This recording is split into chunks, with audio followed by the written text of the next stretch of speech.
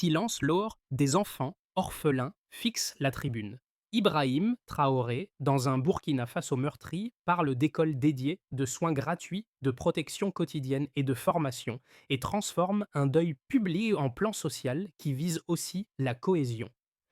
Mais si l'État promet un cadre sûr, que change-t-il pour vous quand l'avenir d'une génération dépend d'une date, d'équipes locales, d'un suivi réel, mois après mois, et de ressources durables?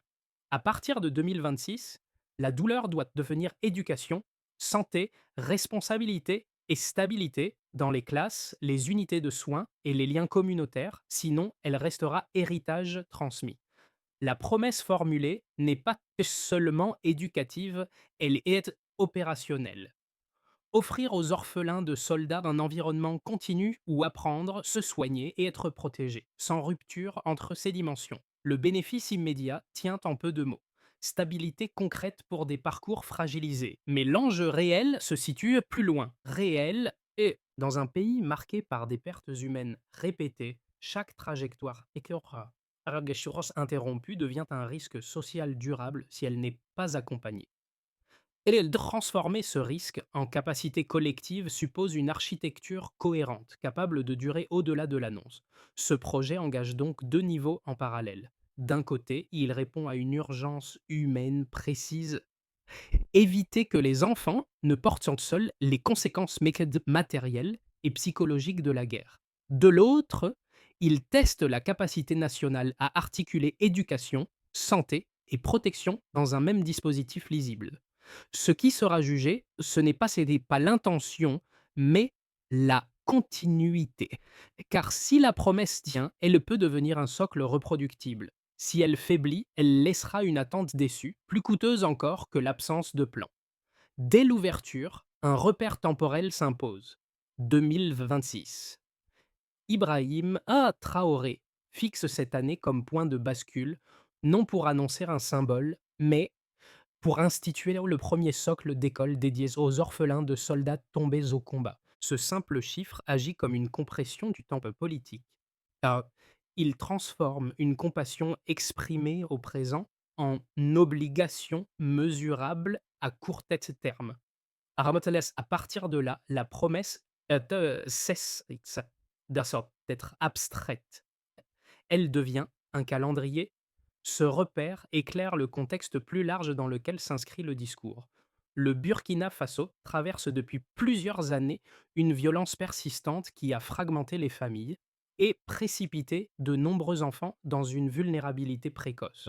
Jusqu'ici, les réponses à apporter aux orphelins étaient souvent dispersées, ponctuelles, dépendantes de soutiens irréguliers. En s'adressant directement à eux, Ibrahim Traoré change l'angle.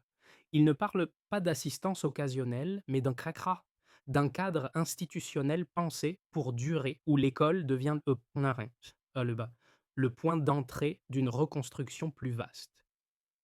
L'initiative relie ainsi deux dimensions longtemps traitées séparément. D'un côté, la mémoire des soldats leurs disparus, portée par le silence et le respect, de l'autre, l'avenir concret de leurs enfants qui exige des structures, des équipes et une continuité. Le discours présidentiel fait se rejoindre ces lignes en affirmant que l'éducation, la santé gratuite et la protection quotidienne doivent être intégrées dans un même espace. Ce choix n'est pas neutre. Il reconnaît que la vulnérabilité n'est jamais uniquement scolaire ou sanitaire, mais toujours cumulative. En arrière-plan, une question se dessine déjà. Si l'État parvient à stabiliser ces trois piliers dans un seul dispositif, il crée un précédent politique et social. S'il échoue, il révèle les limites de sa capacité à transformer une promesse morale en trajectoire et collective. C'est cette tangente entre calendrier affiché et contexte fragile qui donne à l'annonce d'Ibrahim Traoré sa portée réelle et prépare la suite du récit. Les premiers effets du projet se lisent moins dans les discours que dans des scènes discrètes. Bye bye. Dans une zone proche d'anciennes lignes de front, des équipes locales commencent à présenter aux familles la logique des futures écoles. Les échanges sont simples, parfois hésitants, Pourtant, ils marquent une rupture. Pour des enfants habitués à l'incertitude, l'idée d'un lieu stable où apprendre, être soigné et protégé introduit une continuité qui manquait jusque-là.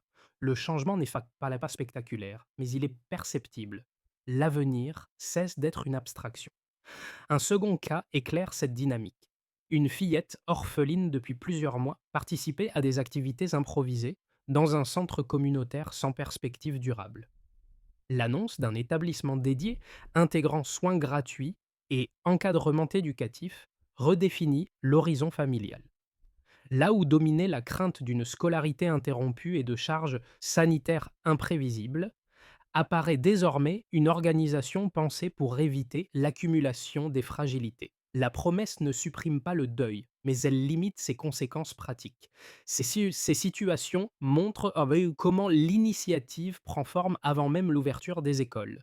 Le projet agit comme un signal structurant. Il coordonne des attentes dispersées et aligne des acteurs locaux autour d'un cadre commun. Les familles observent que l'enjeu dépasse la construction de bâtiments. Il s'agit d'installer une logique de sécurité éducative et sanitaire, capable d'accompagner les enfants sur plusieurs années. À ce stade, l'impact principal tient dans un déplacement de perspective.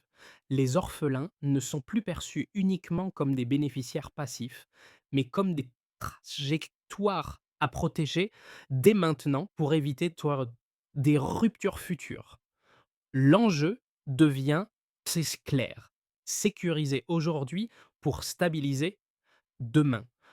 Le déclenchement se produit dans un cadre chargé d'émotions. Face aux orphelins de soldats tombés au combat, Ibrahim Traoré choisit le silence avant les mots. Cette pause installe une rupture nette avec les pratiques antérieures. Jusque-là, les enfants recevaient des châtiments, des gestes séparés, souvent temporaires, rarement coordonnés. Le discours tranche avec cette logique. Il ne commence pas par un hommage, mais par un constat. Les pertes sont irréversibles, leurs effets ne doivent pas par l'être. L'éducation est posée comme premier levier, non par idée idéale, mais par nécessité structurelle. La séquence s'accélère. Le président détaille ce que recouvrent les futures écoles. Salles de classe, unités de soins gratuits, dispositifs de protection quotidienne, programmes d'apprentissage et formation professionnelle. Chaque élément s'ajoute au précédent et modifie la perception de l'annonce. Il ne s'agit plus d'un projet sectoriel, mais d'un ensemble intégré. Le vocabulaire insiste sur la continuité. Apprendre, se soigner, pas être encadré. Ça sera sur trois verbes. Une même trajectoire. À ce stade, le déclencheur émotionnel devient un plan opérationnel. Le point culminant intervient lorsque l'horizon temporel est fixé.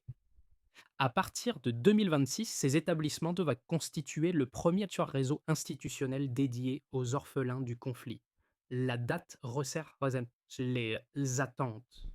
Elle renseigne et elle transforme l'engagement en échéance. Les familles et présentes comprennent que la promesse dépasse l'instant. Elle engage une organisation, des budgets, des équipes et un suivi. Le mot et avenir revient non comme une abstraction, mais comme un objectif construit pas à pas. Les enfants ne sont plus seulement protégés pour aujourd'hui. Les Gleichheit, ils sont charrés pour demain. Puis viennent les répercussions immédiates et diffusées quand les administrations concernées commencent à se réorganiser. Les besoins sont recensés, les zones des relais prioritaires identifiées, les premières équipes mobilisées. Le projet génère un mouvement administratif et social qui dépasse le cadre du discours. Dans les communautés locales, des enseignants s'engagent, des responsables associatifs anticipent leur rôle, des réseaux de solidarité se reforment. Et à mes bras, l'annonce agit comme un signal d'alignement. Elle donne une direction commune à des initiatives jusque-là dispersées. Les familles familles, c'est ça, mais là là là, ressentent également cet effet d'entraînement. Pour beaucoup, la charge du deuil s'accompagnait d'une inquiétude constante. Comment assurer la santé, la scolarité et la sécurité des enfants sans soutien stable? La perspective d'écoles dédiées et intégrant ces dimensions allège cette pression. Elle ne remplace pas l'absence des parents disparus, mais elle réduit le risque d'une accumulation de ruptures. Le quotidien reste fragile, mais il devient plus lisible. À mesure que ces répercussions s'installent, l'initiative change de statut. Elle n'est plus perçue comme un hommage ponctuel, mais comme une stratégie de long terme visant à transformer une population vulnérable en futur acteur de la stabilité nationale. Le déclencheur émotionnel a produit un cadre. Le point culminant a fixé une direction. Les répercussions ouvrent désormais une question centrale. Cette dynamique saura-t-elle se maintenir jusqu'à l'ouverture effective des écoles et au-delà? Avant même l'annonce présidentielle, la situation des orphelins de soldats reposait sur une base fragile. Absence d'infrastructures dédiées, accès irrégulier aux soins, parcours scolaire souvent interrompus et dépendance à des soutiens ponctuels. Cette configuration initiale ne se résume pas à un manque matériel, mais à une discontinuité structurelle.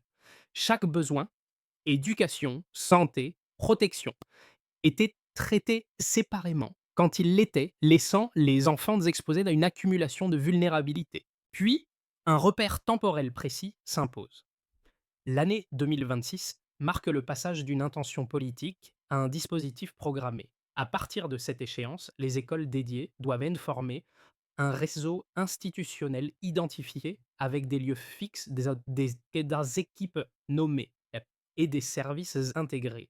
Ce glissement qui est mesurable non par un volume chiffré, mais par un changement de statut. On passe d'initiatives dispersées à une architecture encadrée.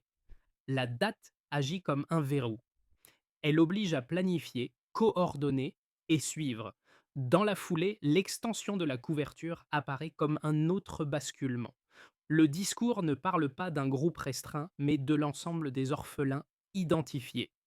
Même sans nombre précis, cette généralisation implique un changement d'échelle. Là où seuls certains enfants bénéficiaient auparavant d'un soutien ponctuel, l'objectif devient l'accès universel à un environnement protégé. Cette logique transforme chaque enfant en unité de référence. La portée du projet se mesure alors à sa capacité à réduire les écarts, non à sélectionner des bénéficiaires. Autre élément clé, l'intégration des services. Le triptyque éducation, santé, protection est présenté comme indissociable.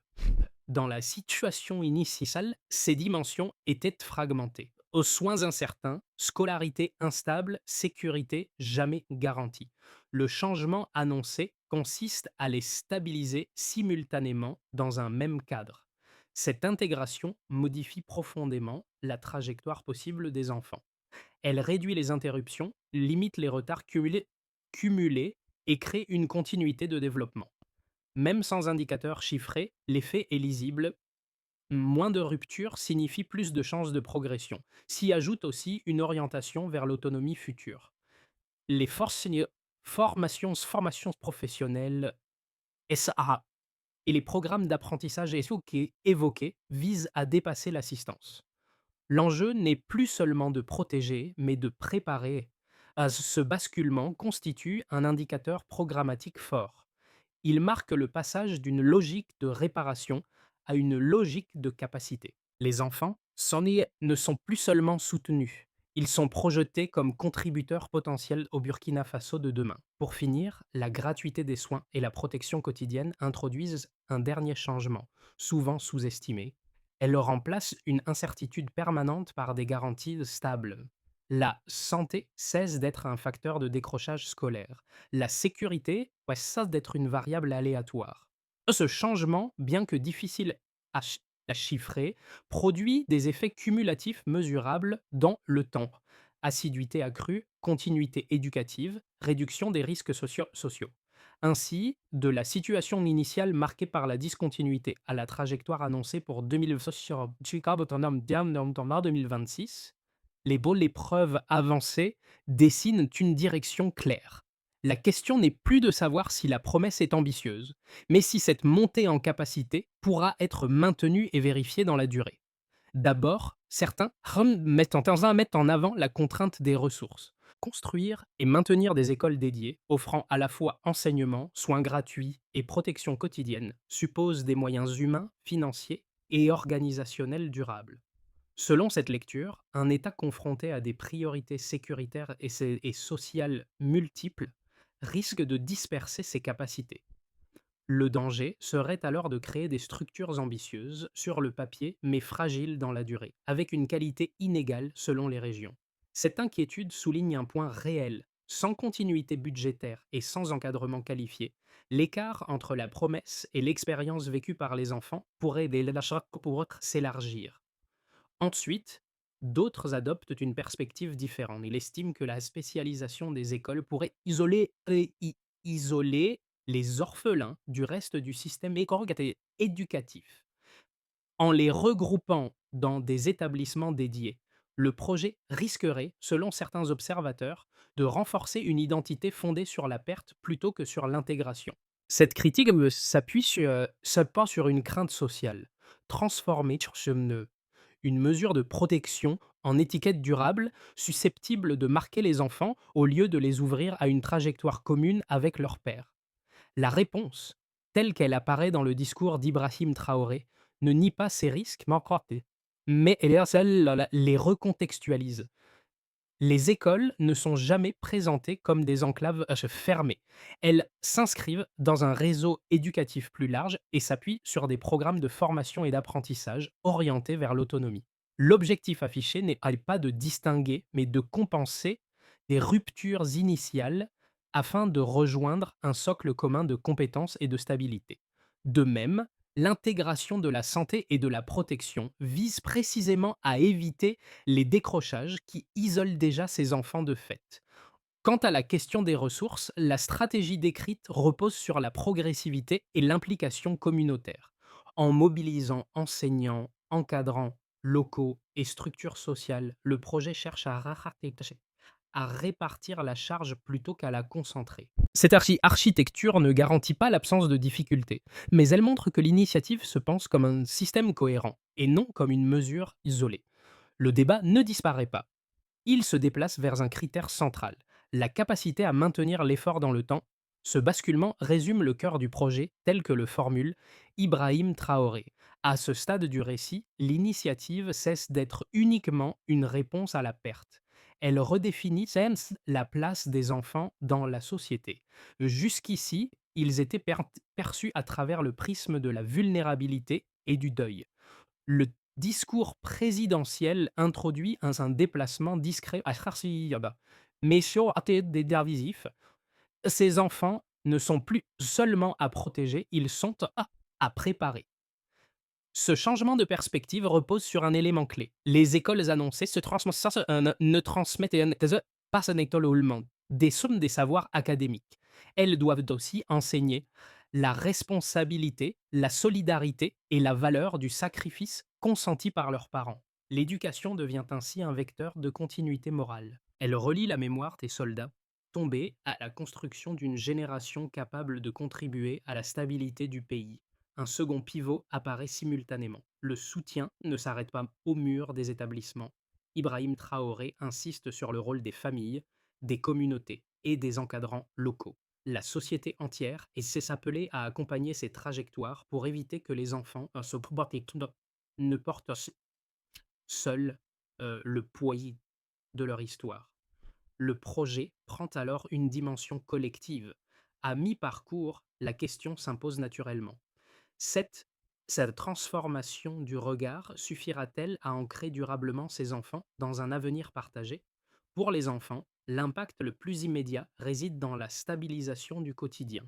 L'accès à un enseignement continu combiné à des soins gratuits et à une protection quotidienne modifie la manière dont ils se projettent. La scolarité n'est plus interrompue par des problèmes de santé non pris en charge ou par l'insécurité. Cette continuité réduit les retards cumulés et crée un cadre où l'apprentissage devient régulier. En liant ces dimensions, le projet porté par Ibrahim Traoré transforme la vulnérabilité en trajectoire structurée. Les enfants cessent s'étant d'être définis uniquement par la perte. Ils acquièrent des repères durables. Pour les familles, l'effet est tout aussi tangible. Beaucoup ont supporté seuls ça, le poids matériel et émotionnel du deuil, avec des ressources limitées. La perspective d'école dédiée allège cette charge. Elle offre un soutien institutionnel qui compense partiellement l'absence des parents disparus. Les soins gratuits réduisent donc les dépenses imprévues, la scolarité sécurisée limite l'angoisse des interruptions, et la protection quotidienne apporte une forme de réassurance. Sans effacer la douleur, le dispositif diminue l'incertitude. Les familles peuvent alors se concentrer sur l'accompagnement affectif plutôt que sur la survie logistique. Au niveau des communautés locales, les écoles deviennent des pôles de recomposition sociale. Enseignants, encadrants et responsables associatifs sont appelés à collaborer autour d'un objectif commun. Cette dynamique renforce les liens et recrée des réseaux de solidarité fragilisés par la violence. Les établissements ne sont pas isolés, ils s'inscrivent dans un tissu local qui participe à la protection et à l'intégration des enfants. En valorisant leur rôle, le projet encourage une responsabilité partagée. La reconstruction ne repose plus uniquement sur l'État, mais sur une mobilisation collective. À l'échelle des institutions, l'initiative marque un précédent. L'intégration de l'éducation, de la santé et de la protection dans un seul dispositif rompt avec les approches fragmentées du passé. Elle impose une coordination nouvelle entre administration et acteurs sociaux. Cette cohérence crée un cadre reproductible pour d'autres politiques publiques. Et oui, en affirmant que ces enfants deviendront des contributeurs futurs à la stabilité nationale, Ibrahim Traoré inscrit le projet dans une vision de long terme. Il ne s'agit plus seulement de réparer, mais de préparer. Ainsi, à travers ces quatre cercles, enfants, famille, communauté et institutions, les conséquences s'additionnent et se renforcent. Donc, elles dessinent une transformation progressive où la promesse initiale se traduit en effets concrets. Reste une interrogation centrale: cette articulation saura-t-elle tenir lorsque l'attention médiatique se déplacera? Si l'on retient un scénario central, la mise en œuvre suit le calendrier annoncé. Les premières écoles progressent selon les étapes prévues, avec des infrastructures fonctionnelles et des équipes éducatives et sanitaires en place. L'effet principal reste mesuré mais tangible. Continuité scolaire, accès régulier aux soins gratuits, protection quotidienne stabilisée. Les familles constatent une réduction des ruptures sans transformation spectaculaire immédiate. Dans ce cadre, la vision défendue par Ibrahim Traoré s'installe progressivement. Elle ne bouleverse pas tout, mais elle crée un socle opérationnel sur lequel des ajustements peuvent être faits mois après mois. Dans un scénario plus favorable, cette dynamique se prolonge par un engagement communautaire accru. Les enseignants sont suffisamment formés et soutenus, les structures locales participent activement, et les programmes de formation professionnelle prennent forme plus vite que prévu. Les écoles là, c'est alors des pôles structurants. Elles ne se contentent plus de stabiliser, elles accélèrent. Das gehört. Les enfants gagnent en confiance, les familles en visibilité, les communautés en cohésion. L'intégration des 3 piliers, allez, éducation, santé, protection, produit un effet de rebond cumulatif.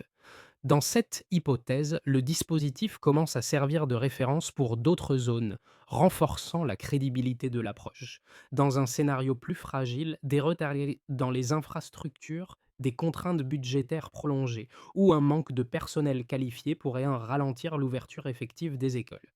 Les enfants resteraient alors dans un entre-deux, portés par une promesse claire, mais privés de services pleinement opérationnels. Ces familles confrontées à une attente prolongée risqueraient de perdre confiance. Dans ce cas, La stratégie devrait être réévaluée rapidement pour éviter que l'écart entre l'annonce et la réalité ne fragilise davantage les trajectoires. Face à ces hypothèses, une recommandation de méthode s'impose. Observez en continu 3 indicateurs simples: stabilité de l'accès à l'éducation, régularité des soins gratuits, maintien de la progression scolaire. Ces repères permettent de juger la solidité réelle du projet. Au-delà des intentions, ils offrent un cadre pour corriger, renforcer ou réorienter sans renoncer à l'objectif central d'entendre. Pour certains spectateurs sensibles aux trajectoires humaines marquées par la perte, l'initiative agit comme un point d'ancrage émotionnel. Ils perçoivent dans ces écoles la possibilité de transformer une histoire interrompue en parcours reconstruit. La présence d'un cadre protecteur associant apprentissage sain et soins répond à un besoin fondamental de stabilité. Ce public lit le projet comme une réponse à l'isolement que la guerre impose au plus jeunes, dont j'attends à ce qu'on soit plus jeune. Et, oui, et comme un moyen de restaurer une continuité là où tout semblait fragmenté. D'autres, davantage attentifs aux enjeux éducatifs et sociaux, observent la cohérence du dispositif. L'intégration de l'éducation, de la santé et de la protection apparaît comme une correction structurelle à des politiques souvent dispersées. Pour eux, l'initiative démontre qu'un pays fragilisé peut renforcer sa capacité d'action en investissant dans des mécanismes durables plutôt que dans des réponses ponctuelles. Le lien établi entre apprentissage et sécurité devient un argument central pour imaginer une stabilisation progressive de la société. Et puis, regard plus communautaire se concentre sur l'appel implicite à la participation. Le discours insiste sur le rôle des enseignants, des familles et des responsables locaux. Cette insistance redéfinit la place du citoyen.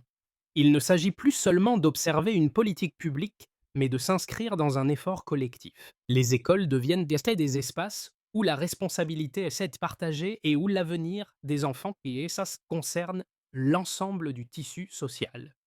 À travers ces lectures différentes, un point commun émerge.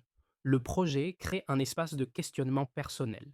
Il invite chacun à réfléchir à la manière dont un engagement, même modeste, peut soutenir une transition fragile vers plus de stabilité et de continuité. Pour passer à l'action, la première nécessité consiste à cartographier précisément les enfants concernés.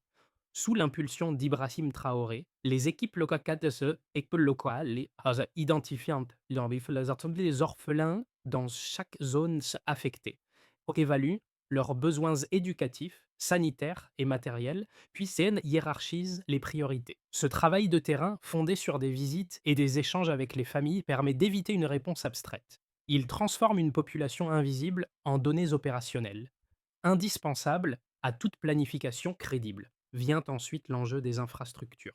Les sites sont définis, les calendriers établis et les standards de sécurité précisés. L'enjeu n'est pas seulement de construire, mais d'aligner chaque bâtiment sur la promesse initiale, un lieu où l'apprentissage, les soins gratuits et la protection quotidienne coexistent sans friction.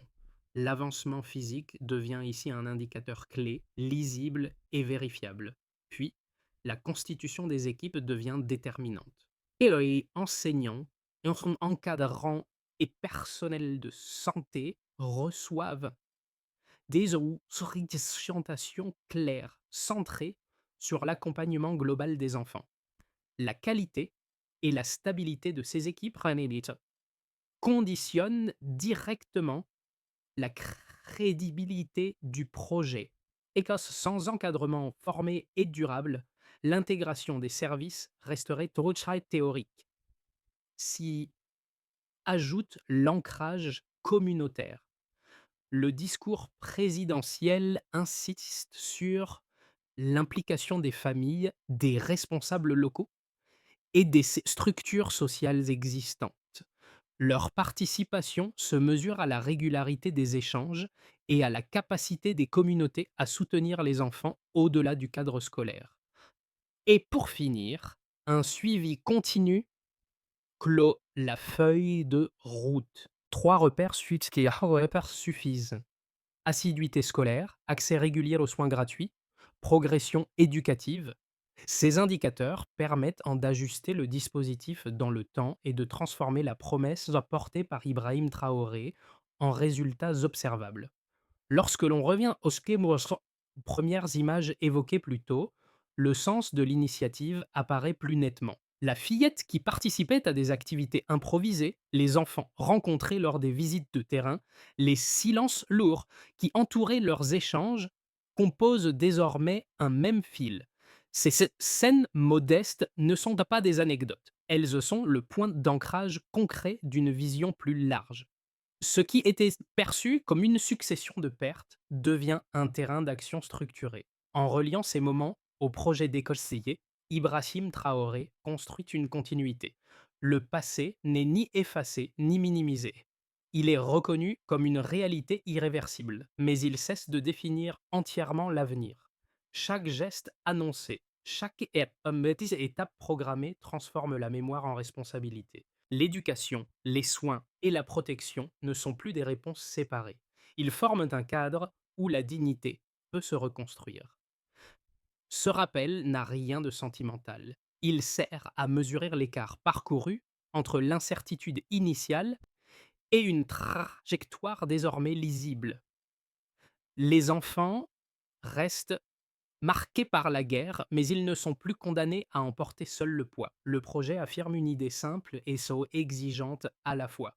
La force de se relever existe déjà, à condition qu'un cadre lui permette de durer. Lerta. Reste alors une phrase qui résonne comme un point d'appui. La dignité ouvre toujours un chemin. À ce stade, l'initiative ne se résume plus à une annonce présidentielle. Elle devient un espace de réflexion partagée. En plaçant les orphelins au centre d'un dispositif intégrant éducation, soins et protection, Ibrahim Traoré invite à dépasser la logique de l'observation distante. Le projet interroge la manière dont une société choisit de répondre à ses blessures les plus profondes, non par l'oubli, mais par l'organisation et la continuité. Rien n'impose une adhésion automatique. Le débat reste légitime. Les doutes compréhensibles, les contraintes réelles, mais une question demeure ouverte pour chacun. Que signifie soutenir une reconstruction qui s'inscrit dans le temps long? Est-ce relayer l'information, participer aux échanges, encourager les acteurs locaux ou simplement maintenir l'attention lorsque l'urgence médiatique s'estompe? Chaque posture compte dès lors qu'elle évite l'indifférence. L'avenir de ces enfants ne dépend pas d'un seul discours, mais d'une vigilance collective. Alors, face à cette promesse et à ces enjeux, quelle place choisissez-vous d'occuper dans cette conversation?